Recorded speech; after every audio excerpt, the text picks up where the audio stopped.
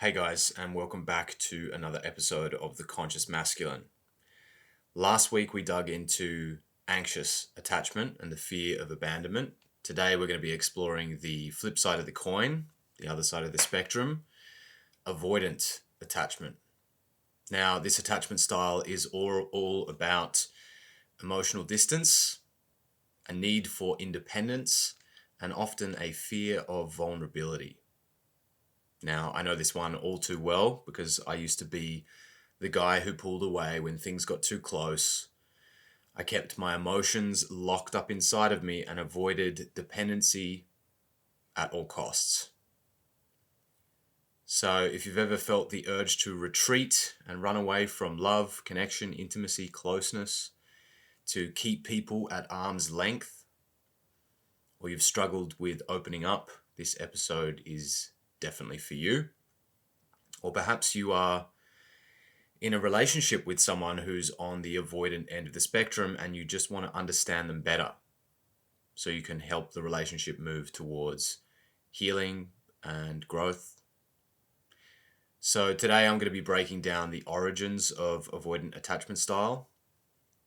I'll be giving you guys an insight into what it looks like in relationships, and perhaps most importantly, we're going to start breaking down the walls and understanding what it actually takes to move towards healing. I'm going to be sharing some of my own personal stories because I've gone through this healing process. I'm now in a relationship that is secure and have healed a lot of my attachment trauma. I wouldn't say I'm complete,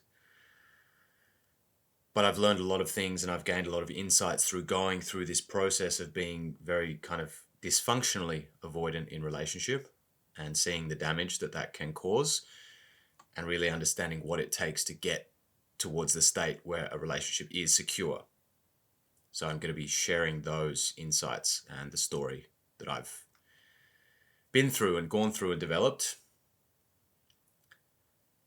I'll also give you a practice and exercise if you're on the avoidant end of the spectrum to help you take a step, the first step perhaps, towards healthier connection without the feeling as if you're losing yourself.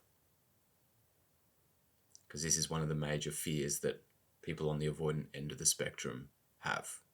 Losing themselves in relationship, losing their freedom, losing their autonomy, losing their individuality.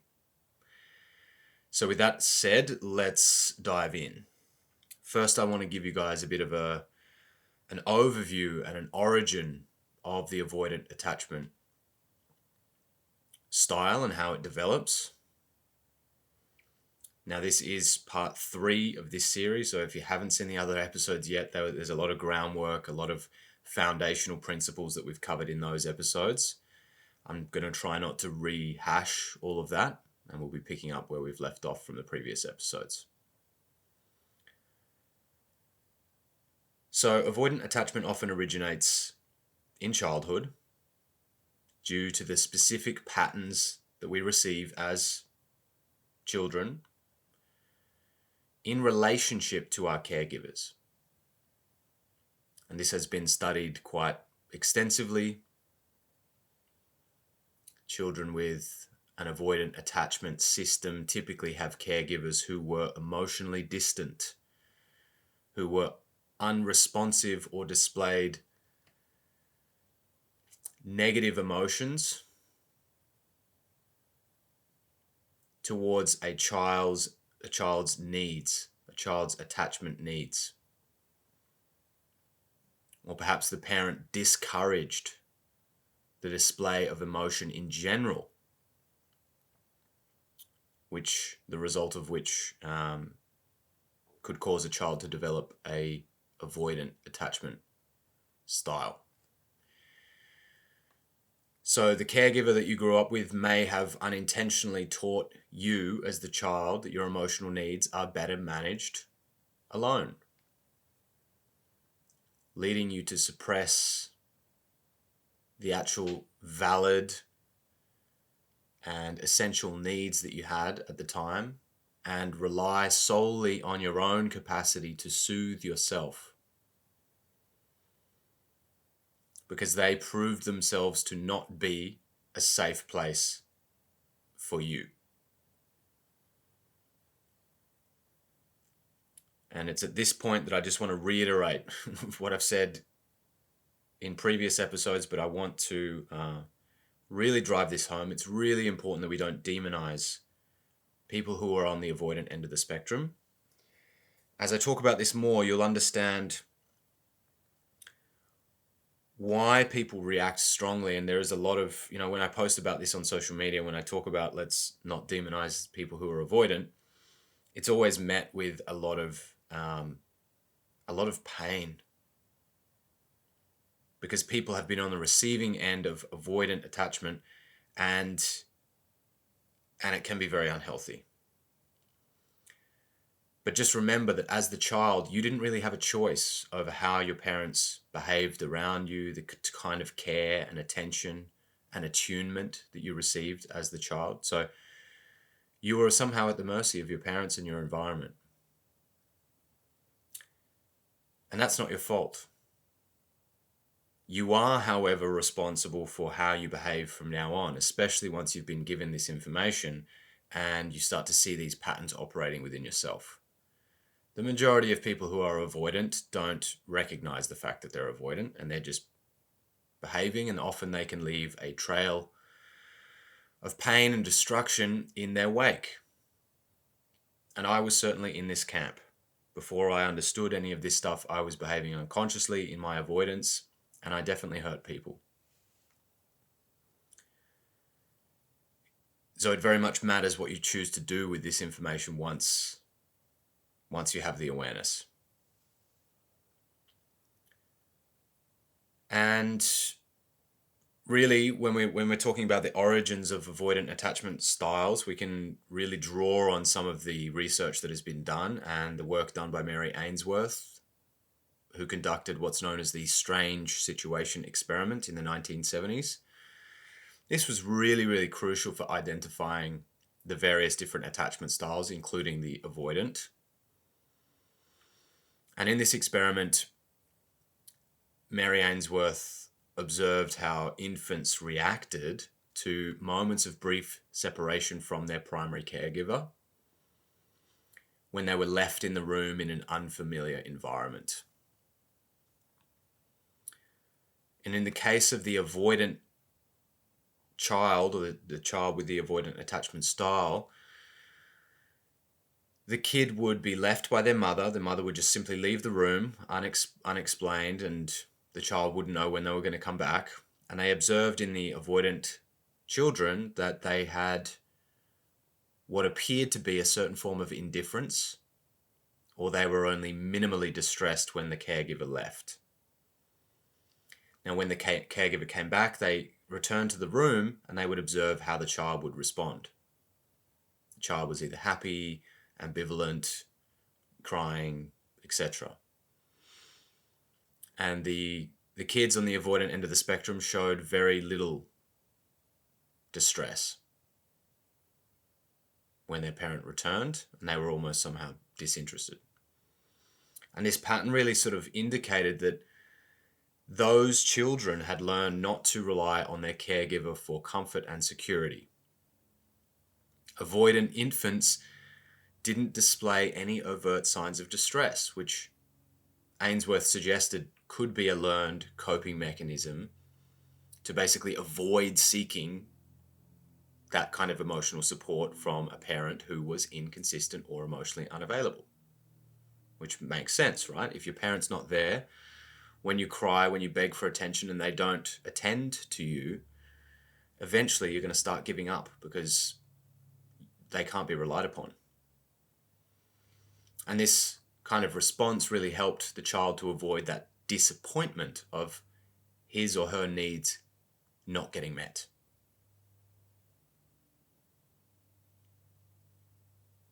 And we'll see how this ties in with us as adults very shortly. Children with the avoidant attachment style tend to develop coping strategies that are based on emotional suppression.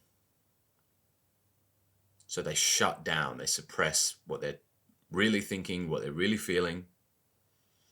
And the studies that were done have shown that these children will often engage in self-soothing behavior, basically downplaying the emotional distress that they were feeling in that moment. And instead of that, they would develop a form of pseudo-independence. Because mum or dad wasn't available, they would take care of themselves as best as they could. And they did that by suppressing their natural urge to seek comfort. They basically have to adapt to the environment where expressing their needs doesn't really yield consistent results. So what do you do as a child when you can't get what you need? You kind of just fake it until you make it, right? So as a child, your pleas for attention and support from your caregivers were ignored or only met perhaps every now and then, which led you to basically stop relying on them and just giving up.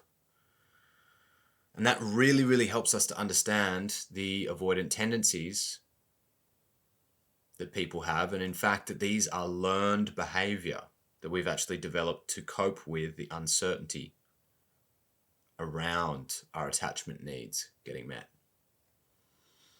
And that insight, that awareness there is crucial for really understanding and avoiding the demonization of the avoidant behavior that we have seen either within ourselves or within our partner or within other people, because we can see that actually that child just never got what it needed.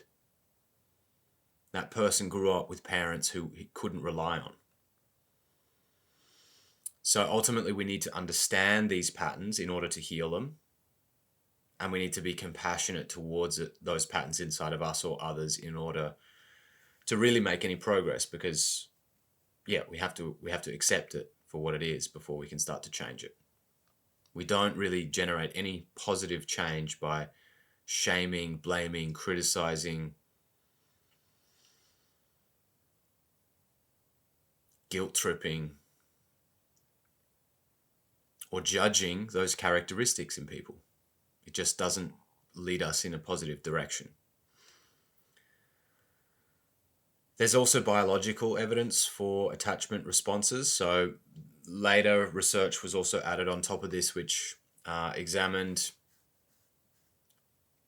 the cortisol levels in avoidant children during those moments of separation and the reunion that they would have with their parents. And avoidant children, they found, appeared to be calm on the surface. But underneath that calm and collected exterior, they still had very elevated levels of stress hormones. And that really suggested that while they appeared to be unaffected by their caregiver's absence, they were internally distressed, but had basically just learned not to show it. They put on a mask for the stress, which basically reinforces this idea that they had learned to suppress their attachment responses rather than eliminate them. So a person that claims that they don't need people, they're fine by themselves, they're not dependent on others, the lone wolf, it's not like he has eliminated or she has eliminated those desires, the needs underneath. They're just putting on a calm exterior. They're pretending that they're fine when they're not. And perhaps you can relate to this tendency to mask or to hide your true responses to emotional situations. I know I certainly can. I did that for most of my life. And they've also observed that there is an impact of the caregiver's attitude and a certain expectation that comes from societal norms that impacts children and their attachment styles. We often had parents who discouraged emotional expression. Often a parent is overwhelmed because they've just had a child, and that's an adjustment to make, to say the least. They're often stretched to their own limits by the burden of sacrificing everything in order to bring this child into the world and help it survive. most parents, most people are not particularly comfortable with intense emotion. So it's very natural for a carer to try to soothe or try to comfort a child's emotions in a way that is not necessarily in the child's best interest. It's like, okay, shut up now, or please be quiet, or if you're not quiet, I'll put you in a room to cry by yourself. There's an expectation that we have that kids need to grow up, that kids need to behave like adults and deal with their emotions like adults. But a child doesn't have that awareness. It doesn't have the context, doesn't even understand what it is. It doesn't even know that it's different from its caregiver for the first few years of its life. And if we try to hurry that process along and expect the child to grow up faster and teach it often the way that we relate to our own emotions, which is not particularly healthy, suppressing, denying, blaming, projecting, blaming others. And so kids can very easily be pushed into this kind of early form of independence, which discourages them from displaying neediness, or perhaps the parent shows a sign of impatience when the child expresses distress. And this can unknowingly lead the child towards developing an avoidant attachment style. Perhaps as a child you were taught to toughen up, or you felt dismissed when you tried to express yourself. If you grew up in an environment where emotions weren't openly shared, you might have learned to basically bottle things up and just keep everything inside, believing that relying on others to navigate your own emotional challenges was a sign of weakness. And this is definitely a camp where a lot of men fall into this. Now, I remember this from my own life growing up. There was definitely this undercurrent, this message that showing emotions was a sign of weakness, especially within my friendship group, within the school environment. There was bullying. There was, boys would get ridiculed for being a wuss, a pussy. You would get called gay if you were too feminine. And within my own sort of family, it just wasn't really something that we talked about openly. My parents weren't particularly emotionally intelligent, and we just, I know that it wasn't from an ill intent. It just wasn't something that they got from their parents either. Really valuing emotional awareness and intelligence is relatively new. Some of the messages that I received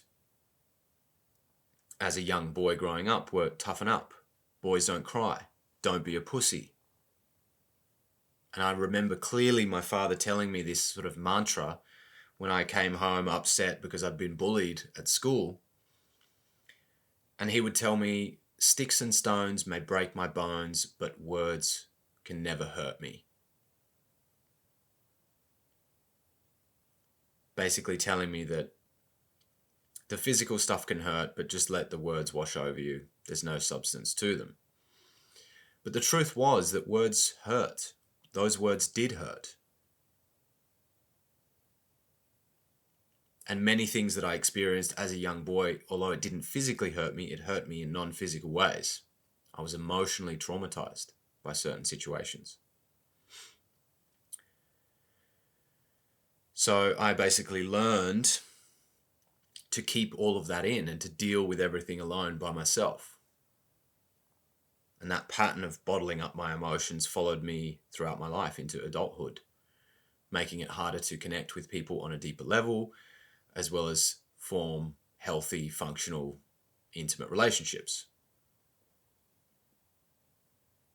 This whole idea of needing someone else can feel super threatening for a young man or a boy or even an adult who has learned to deal with all of his emotions by himself. It can feel as if you're getting trapped with a level of intimacy and closeness that just feels threatening or unsafe to you. So you learn to keep your walls up and protect yourself and to keep people away, because that level of intimacy, that level of closeness, vulnerability, and exposure was just never a safe thing for you. Especially if you grew up in an abusive household, or you got bullied, or you had parents that were, dysfunctional in various different ways. And I talk to men all the time who grew up in such circumstances. It's just super common. So we've developed this strategy to protect ourselves and deal with our emotional problems in isolation by ourselves. But over time, this self-protection mechanism can backfire in various different ways. You struggle to truly be authentic.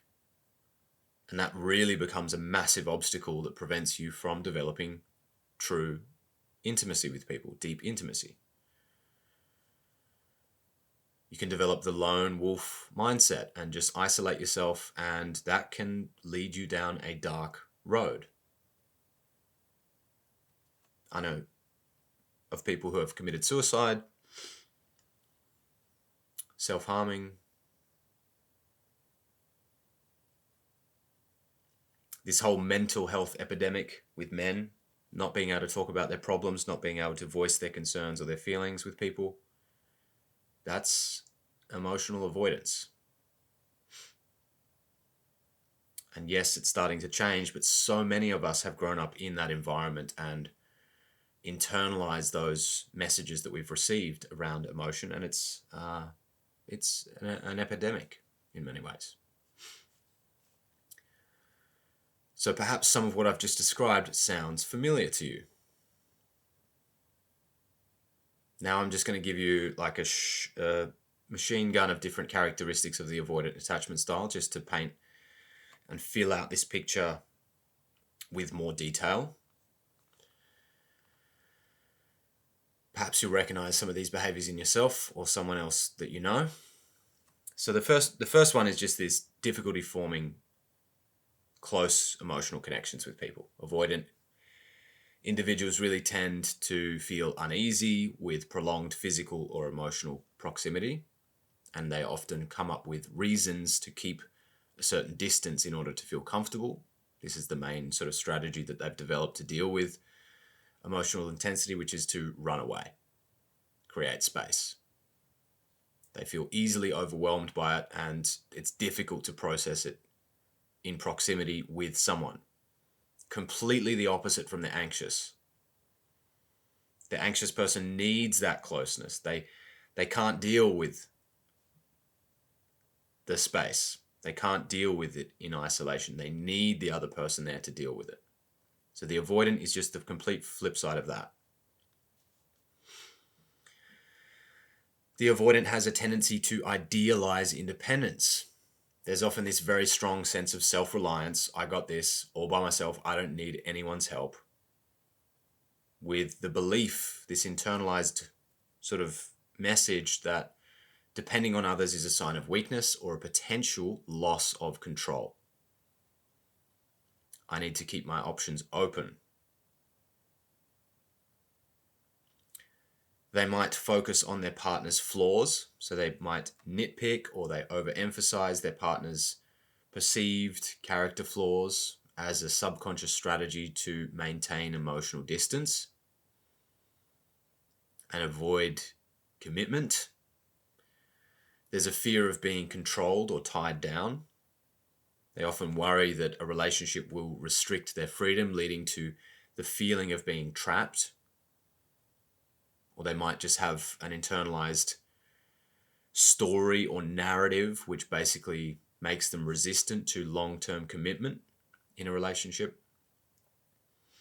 They might downplay the importance of relationships in general, having convinced themselves that they don't need relationships. They view relationships as less important than their personal goals, work, or hobbies. They can develop a certain form of emotional numbness or detachment. They might struggle to feel or express intense emotions, sometimes coming off as very cold or detached in situations that perhaps should or would, for normal people, evoke stronger reactions. They have a preference for surface level relationships, situationships, polyamory, or open relationships. Avoidance may develop or have had a series of short-term relationships or friendships or situationships that stay somewhat at the surface. They're kind of shallow. They avoid the kind of vulnerability, the kind of opening up that actually comes with commitment. They might bounce from one relationship to the next.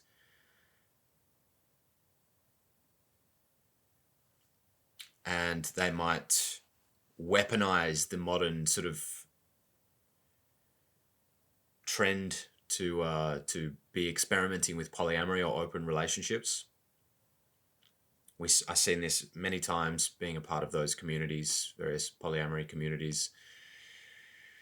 Myself, they'll weaponize these ideas and somehow call it something very spiritual. You know, it's a spiritual approach towards relationships. It's inherently more conscious because you have to love more than one person.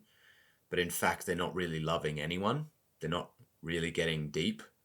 They're just sort of buzzing around like a bee going from one flower to the next and staying at the surface. And that can be a sort of clever sort of defense mechanism to avoid any kind of exposure to commitment or getting trapped in a relationship. They're often quick to withdraw at the first sign or prolonged signs of emotional demands that come with relationships. So they will retreat away when their partner expresses the needs that they have, which require a certain emotional availability, or when there's any sense of dependency coming from their partner. They often have strong boundaries or walls in place, sometimes to the point where it kind of prevents others from even getting too close. They just don't let people in at all. They often feel like they're 1 foot in, 1 foot out. And they can often come up with these kind of strict conditions or, very assertive boundaries, which really make it difficult to create a deeper kind of relationship. They're kind of non-committal. They often have negative self-talk about relationships. So an internal dialogue that reinforces this belief that relationships are too hard, too much work, people are too demanding. And they'll use that as, they'll come up with excuses in that line to avoid commitment. They may have a discomfort with the neediness, perceived neediness in others. They might get annoyed when their partner sort of expresses their emotional needs, interpreting them as unreasonable, excessive, over the top, too much, crazy, instead of empathizing and understanding and holding space for those needs, because they will feel that the other's needs are really coming at the expense of their own. They tend to maintain a certain form of ambiguity, so they will give very mixed messages. They're simultaneously a yes and a no. Their words and their behavior don't necessarily align. Maybe they've said yes, they want to be in the relationship, but then the messages that you're receiving from them is like they're not very committed, they're a bit flaky, they're always coming up with excuses to not meet, to not spend time, to not open up. And they struggle to directly express what they want and what they need. They might have a fear of change or settling down, so avoidance may resist milestones that might imply commitment in a relationship, such as moving in together, getting married, or planning things for the future. They might seem aloof or withdrawn, especially during moments of conflict. They prefer to disengage or walk away rather than face the intense emotional experiences head on because it's just too much for them. They might have frequent cooling off periods where they create breaks in the relationship or time away from their partner as a way to regulate their own need for distance. Definitely something I used to be guilty of. They tend to preemptively end relationships at the first sign of things becoming a bit too intense or a bit too involved. They fear that closeness, and they fear that if it's like this, it's going to get worse over time. So they're like, nah, cut this off, walk away, start again. Internalize justification for all of these things. They rationalize it all. They have a story inside which is like, I'm better off alone. I'm not a relationship sort of person. I don't want to get tied down. People are too needy. Freedom is really important to me. I need my autonomy. And this kind of thing. So, yeah, and that's an important thing to recognize because no one relates to themselves thinking that I'm just, I'm an avoidant person. We always have a story that we're telling ourselves. And I'll tell you more about what my story was shortly. So if you're recognizing these kind of traits within yourself, don't worry. You're not alone. I've worked with so many men who have had avoidant tendencies and struggled to balance their need for independence with their desire for connection. And that's really, if we boil down the whole avoidant attachment thing and that style of relating, it's exactly that. It's the difficulty managing the need for independence with the need for connection. And more often than not, the avoidant will choose the independence instead of the connection. That's why they're a yes and they're a no. They want the connection, but they don't want to get too connected. They're a yes, but they're a no at the same time. And that creates this confusion, this ambiguity, and why relationships with avoidant people can be very challenging, very difficult. So now I want to give you some real life examples of how avoidant attachment shows up and plays out in relationships. Imagine your partner wants to talk about feelings and you immediately feel overwhelmed by it. They bring up this heavy topic. It feels very heavy for you. Maybe you shut down as a response. You get triggered. You get on the back foot and start getting defensive. Or you even look for reasons to end the conversation early and leave the room. You don't want to hurt them. It's just that this kind of vulnerability, this kind of openness, it's scary for you. It feels uncomfortable. It's weird. It's awkward. It's like, ugh.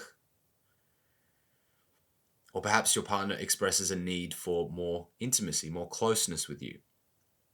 Instead of leaning into that, you might start to find reasons to pull away, making excuses, filling up your schedule, becoming emotionally unavailable, not returning their texts or calls, being busy with work or whatever. And this is kind of your attachment system's way of maintaining safe distance.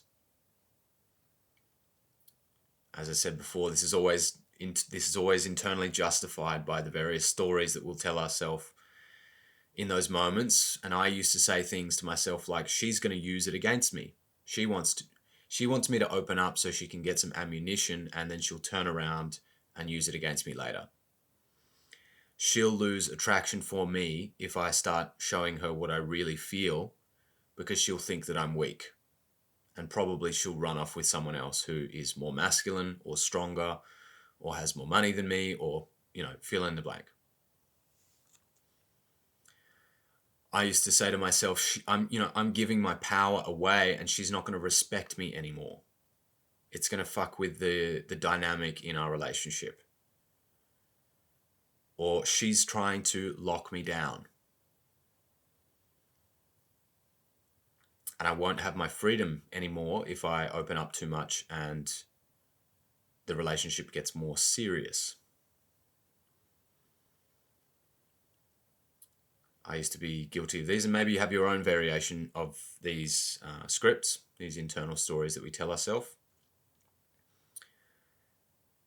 Now, when things happened in the past for me, when I was on the hardcore avoidant end of the spectrum, I would find myself coming up with all kinds of reasons to have breaks and pause the relationship, to have time off, to take trips away, to go on retreats and not see each other for weeks.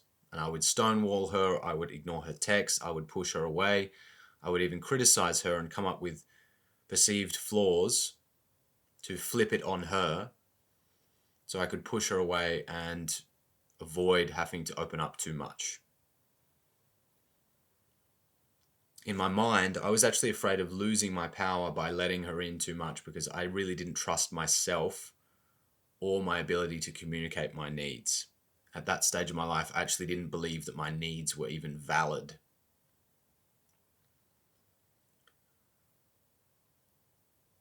I've been more on the people pleaser end of the spectrum, and the closer I get to people, the more I have the desire to please them, so I would just avoid getting too close. Another example is how avoidant people often handle conflict. Instead of addressing the issues directly and head on, avoidants tend to avoid the topic entirely, sweep it under the rug, shut down the conversation, get triggered or just freeze, hoping that the issue will go away all by itself. But this only creates a cycle of distance and unresolved tension, which can erode the trust in the relationship over time. So the impact of avoidant attachment on relationships can be very profound, very negative. For the avoidantly attached person, emotional closeness can feel like a threat to their independence. It often does, which leads them to put up these walls, these barriers. And that was basically me for the first few years of our relationship. It resulted in a lot of this like push-pull, hot-cold dynamics because I was basically torn between wanting the relationship, feeling this undeniable chemistry, this attraction, this love, wanting, feeling desire and infatuation with this beautiful woman. But at the same time, I was also conflicted and I had all of these stories inside, and I would struggle when things got too close, when she was wanting more and looking, to access deeper parts of me. I would find ways to push her away, especially when things got very emotional. Now, of course, at the time, this was subconscious. I didn't know I was doing it. Only I could see that we were fighting a lot and we would have these conflicts, and I, didn't necessarily understand why or what to do about it. And now when I look back at our communication, I'm like, what the fuck was I thinking? How could I say that? I look at some of the text messages that I was sending her, and it's cringe. It's peak cringe that I was that emotionally disconnected and lacking in empathy. I was behaving like a callous asshole, basically. Using all kinds of emotional manipulation to avoid showing any emotions. It's ironic, eh? But it also makes sense as well, because that closeness just didn't feel safe to me at the time, and I had no idea how to express that. Because even that would, even expressing that's vulnerability. We have to be vulnerable if we want to share something like that. And obviously, for the anxious person, for the, perhaps the secure, the anxious person on the other side, this emotional distance and all these games and this hot, cold thing me pushing her away when she was clinging for closeness and wanting more, for her, it felt like rejection and abandonment. Because they feel like they're always pushing for connection, and every time they push, you pull away, creating this crazy kind of dynamic, this wildly sort of toxic romantic dance. It leads to a lot of frustration, a lot of misunderstanding, and ultimately resentment and pain. That's why they call it the deathly dynamic when you have an anxious person and an avoidant person, because you end up triggering each other in the worst possible way, in exactly the place that hurts the most.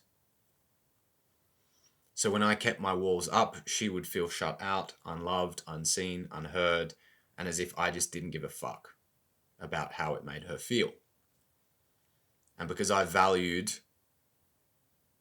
my independence, her need for connection felt overwhelming to me at the time.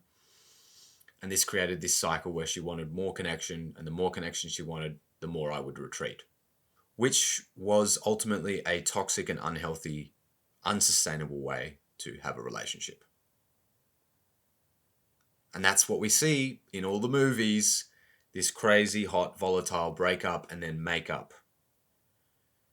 We fight and then we fuck kind of thing, which is great for movies, but if you're living that in real life, it's exhausting and it's not conducive to a healthy, secure, sustainable, long-term relationship, right?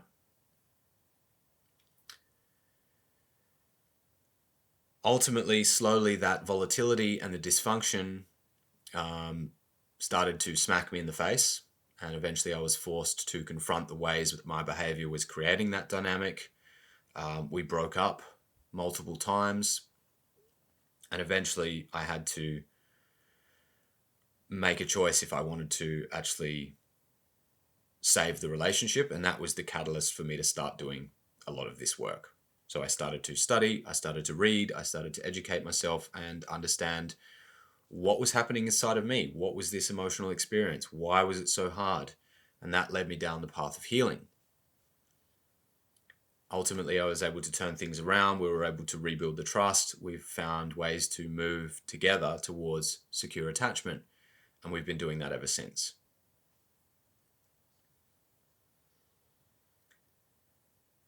So along that road, I learned a lot of things about that. That's why I'm talking about this. It's been really useful tool, this lens of attachment theory.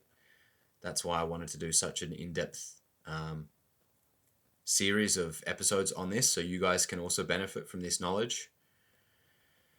So now let's talk about healing. First off, healing avoidant attachment isn't about suddenly becoming someone who craves dependency, intimacy, closeness. It's about learning to balance that independence that you need with healthy connection. It was that duality, those holding both of those things, that was hard for the avoidant. So that's what we need to learn to develop. How can we hold our freedom, our autonomy, and independence with intimacy, connection, closeness, and commitment? So the first step of healing avoidant attachment is practicing self-awareness. You've got to be able to recognize when these tendencies show up inside of you. When you start to feel the need to pull away, what are the triggers that cause that? Why do you desire distance so much? What is that enabling you to feel? Journaling these kind of questions, having this kind of self-inquiry, this inner search for those answers is incredibly powerful to help you see the patterns. You've got to take it out of your subconscious mind and bring it into the light of awareness. So you can say, she said this, or this is, she wanted this from me, and my response was bailing, running away, feeling overwhelmed, shutting down, getting defensive, whatever it was. I look back on my past 3 relationships and I've seen I've had the same way of responding every time conflict happens. That's interesting. There's a pattern there. Let me ask more questions about that. Let me get curious about that. Why do I do that? Where's that coming from? Is there something that happened earlier on in my life? Oh, I've been doing that for as long as I can remember. Interesting. So we need to get clarity. We need to see how these patterns may have developed in childhood and how they've played out throughout our life, how they continue to play out today. And just seeing that can be so curative, so helpful. Because when it happens, you'll have this language of being able to say, my love, when you did this, I felt triggered, like I was emotionally overwhelmed, and I just had to take space to process what I was feeling because it was just too intense for me. When that happens again, just know that I'm feeling this. I'm feeling stressed. I'm feeling emotionally dysregulated. I'm feeling like you're trying to control me. And being able to ask for what you need is super, super powerful. And you can't do that if you don't have the awareness. Step number 2 is we need to start challenging these negative beliefs. So the avoidant often believes that vulnerability equals weakness. So we need to start questioning this belief. Could opening up actually be a sign of strength? Begin to see that vulnerability it's a skill. It's something that you can bring in certain moments within a relationship, and it can be extremely healing. It can develop trust. It can develop this bond between the two of you. It can be extremely sexy. It can lead to just this beautiful deepening in a relationship. It can lead to a place and a space and the trust with someone where you can truly be yourself, perhaps for the first time in your life. And the right person, if a woman really loves you, or the person you're with really sees you, and they love you in the places that you didn't think that you were lovable, fuck. That is so healing. And that's what I discovered in my relationship was eventually we got to a place where I could start opening up and start bringing all of my deepest stuff, start sharing the things that I was terrified to tell anyone. And you know what that did for my self-confidence? The belief in myself? It healed me. It healed me in the most beautiful way because I have this amazing woman like begging to see that part of me, begging for me to let her in. And then when I do, she just validates it. She loves it. She was more attracted to me. She loved me even more. And that helped me to love myself. So through that process, I really started to reframe my belief that vulnerability was it made me weak. Fuck that, it made me human. It made me stronger because I suddenly realized that even if someone rejects parts of me, I love those parts of me. And I know how to respond now if someone behaves in a way that I don't like. I don't need to run away. Running away is the weak part. No. Standing in it, facing the challenge head on and holding space for it, your emotional experience plus their emotional experience, that's real strength. And it's hard to get there if you're afraid of being vulnerable. You got to take small steps. I know this is not just something you do straight away. This is something I've been cultivating for years as a skill. So you need to take small steps towards that. You don't share everything at once. You don't pop the lid on a whole jar and tip it out. You just start small. Start by sharing a personal thought or, what you're feeling. It doesn't even need to be a challenging thing. It can just be, hey, today I'm feeling, a little bit sad. Today I'm feeling excited to see you. So over time, you generate this comfort, this like it's fluid, it's natural, it's something that you do, it's just who you are. And the more comfortable you get with that kind of intimacy and openness, the less you're going to feel like you're giving up control. Especially if you're doing it with safe people, with people that you actually trust and are building something deeper with. It's beautiful. The next step you really need to develop is emotional regulation. Avoidants often detach from their emotions. It's too much, it's too intense. They just eject because they can't process the depth and the complexity of what they're feeling. So we need to develop mindfulness techniques to be able to start labeling and understanding what the fuck we're feeling in the first place. We need to learn to breathe and stay present with the feelings instead of just detaching and running away from them or covering them, using drugs, video games, social media, porn to sweep them away and pretend they don't exist. We need to develop the capacity to be able to engage with the emotional experiences that we're having instead of withdrawing. So when you feel overwhelmed emotionally, one of the best things that you can do, and this is a technique that has served me incredibly well, is just be with your emotions and validate them.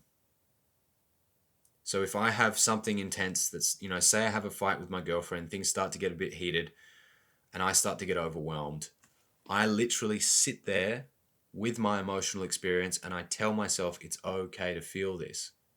I'm feeling angry. Okay. It makes sense that I feel angry. I feel criticized. Yeah, of course that doesn't feel nice. It's okay to feel this. And I'm just giving myself that validation. Is soothing. It's regulating because I'm like, I'm having an emotional experience and that is okay. It makes sense that I'm having it. Of course I'm having it. That's just the truth of the moment, is there is an emotion. And giving it space is super healing because then the message that the emotion is bringing me is received. It's like, yes, I'm angry. Okay, I feel that. It's intense. And then when I feel it, it starts to subside. The emotion itself doesn't last long, like 90 seconds, whatever it is. It doesn't take long to give the message and then start to relax. And then once I start to regulate myself, I'm then much more easily able to turn towards her and say, my love, I was just feeling really angry then, and I know it's not your fault. That's just what was coming up inside of me. I'm really curious what you were feeling. Please tell me more. I'm here for you. I want to fix this. I was angry because it's bringing up my trauma from the past, or it reminds me of something my dad said to me once, or whatever it is, fill in the blank. But that emotional regulation is super, super crucial. The next step is we need to develop healthy boundaries. That's not about keeping people out. It's about creating a safe space where both you and your partner can connect without feeling overwhelmed. That can be something as simple like, when we fight, sometimes I need to take some space in order to process what I'm feeling. I know you want me to stay there with you in the moment to deal with it and face it head on, but that's too much for me. I need to go and take 30 minutes to just be with myself and calm down, and I promise I'm coming back. I know if I leave and I don't tell you when I'm coming back, that stresses you out because you're anxious. It makes you more anxious. So I'm going to be back in 30 minutes. Okay? Would that be okay with you? And she's like, yes, just reassure me that you're coming back. That's all I need. And then I want to try to fix it. Okay? So just navigating these moments like that with a bit of communication and understanding what your needs are and what her needs are, or whoever it is, and attending to the needs on both sides of the street, super powerful. And that's what boundaries are for. It's about how do we navigate and negotiate the relationship between us. So we really need to practice that. It's a powerful skill. We need to learn how to navigate your need for space alongside her need for closeness. Or it might be the other way around. Neither one of those is right or wrong. They're both valid needs. Just like what you feel is valid. What you need is also valid. So it's like, how do we navigate that together and honor the needs and feelings on both sides without demonizing anyone? The last step is, if you're in the position to, you can invest in therapy or coaching. So having someone to guide you through this process and help you to see these patterns makes a tremendous difference. Getting to the root causes of your avoidant tendencies and creating new strategies for bridging the distance and creating connection, committing to intimacy, building trust, creating safety for both of you in the ways that you need it. So powerful. This accelerated my progress like enormously. So I can't recommend that, highly enough. And just remember that the healing process, it's a journey. It's not a linear process. There's going to be times when you feel tempted to retreat and to go back to your old ways and to resort to those old patterns. And the goal, it's not to erase your need for independence. It's just about creating the space and creating the room for that independence to exist and for that to be a valid need, and to have that balanced with your need for closeness, connection, intimacy, and relationship.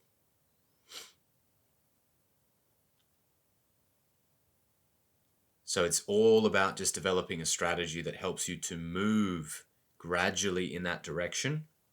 And on the healing path, the thing that is healing you the most is actually the relationship. If both of you can navigate these moments of getting triggered, disconnecting, coming back together, repairing, and then finding ways to move forward, that's stitching the wound back together, slowly but surely. Every time you fight, you take distance and you come back together, that's another stitch. And slowly we're just weaving things together, teaching your nervous system that it's okay to be close, that you can still be in a relationship and maintain your freedom. You can have a lot of intimacy and a lot of independence at the same time. Maybe you need to make some sacrifices in the beginning. Maybe it's going to be going through this teething stage where you're a little bit uncomfortable and it's an edge. But the trend and direction of the relationship is a good one. And this is actually helping you move towards secure attachment, one difficult conversation, one emotional situation at a time. And that's all we've done. We just started to see the patterns, how they were playing out, got really honest about our feelings and our needs, and found ways to navigate and negotiate and develop the boundaries necessary to move forward, where we got to honor both sides. We both got to have that independence and the closeness that we yearned for.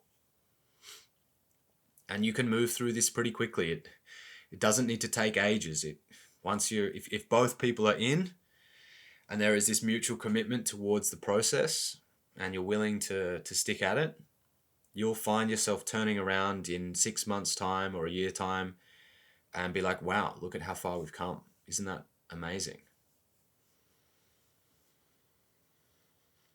And that's what we're doing every day. I literally look around. I was like, man, I can't believe how I used to be and how different it is now. It's incredible. And the feeling of being in a secure relationship after being that avoidant guy, it's really special. It's really, really healing. It's like you get everything you ever wanted and more.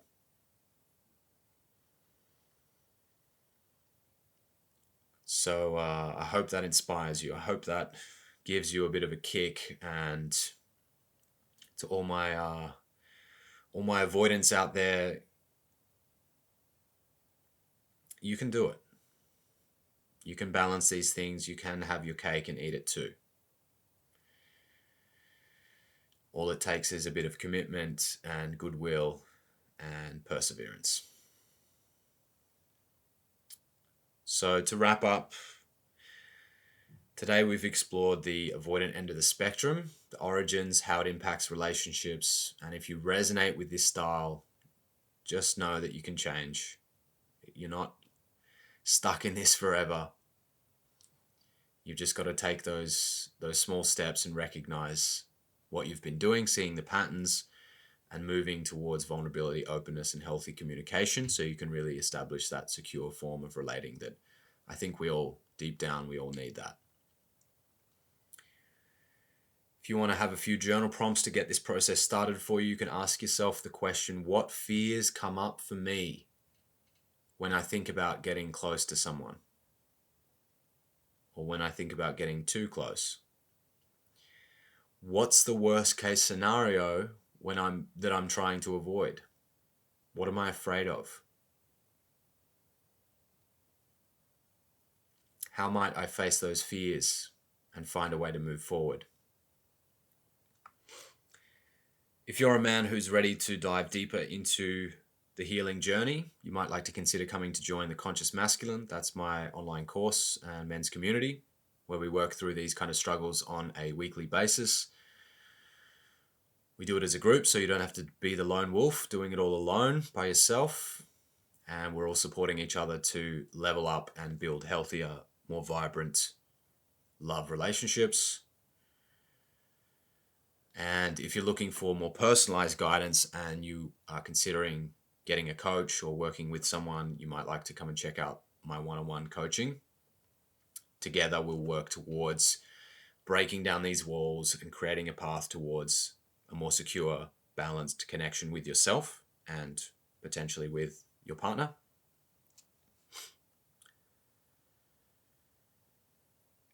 I got a lot more in-depth content that I'm working towards and already sort of scheduling out. I really want to start bringing you guys into the stuff that I'm perhaps most fascinated by, which is the deeper sort of spiritual, esoteric, psychedelic work, the work of higher consciousness, epistemology, philosophy, spirituality, metaphysics. All of this stuff is coming, and I want to bring you guys into the way that I'm approaching it. I'm really excited to start talking about these subjects as well. So yeah, I mean, lastly, I just want to mention that as a sort of broad, final kind of big picture perspective on this topic of what we've been talking about today, the whole point of studying attachment is to get a foundational and nuanced understanding of your attachment system as a whole. It's important, very important, because our whole lives are really dictated by our need to attach. It's one of just the core needs, one of the most essential needs that we have from birth in order to survive at all is to attach. So it's not something anyone is immune from or above. It is simultaneously one of our greatest needs and at the same time the source of all of our suffering.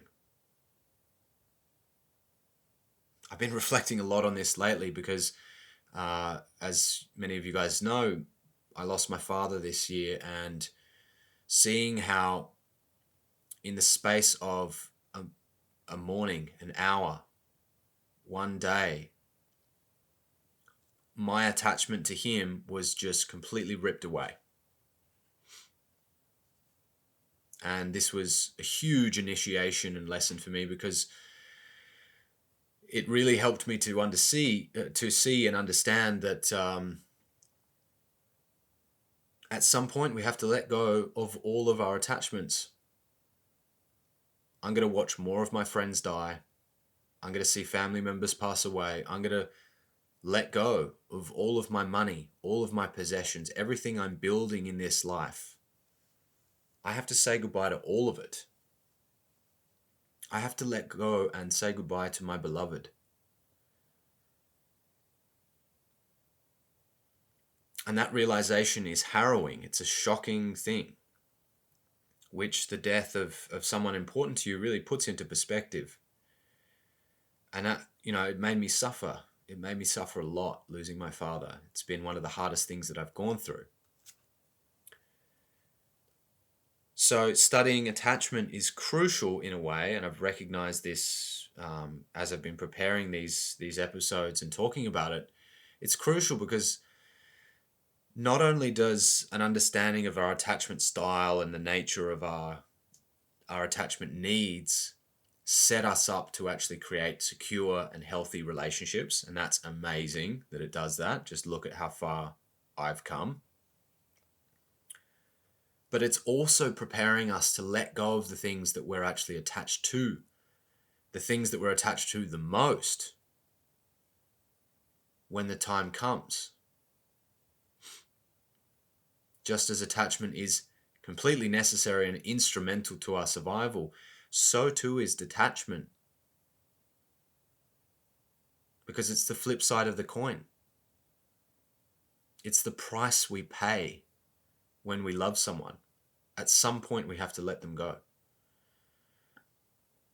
And if we don't prepare for that, if we don't understand that, if we don't have a deep relationship to the metaphysical implications of our basic human needs to attach, we're going to suffer immensely.